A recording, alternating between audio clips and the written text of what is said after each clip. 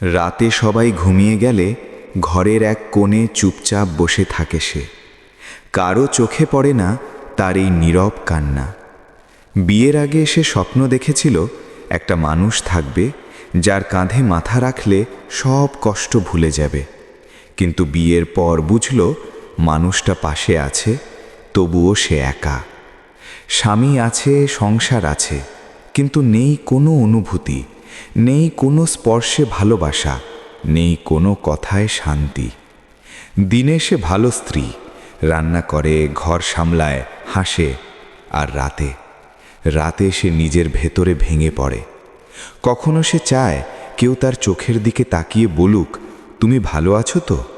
কিন্তু সেই প্রশ্নটা আর আসে না।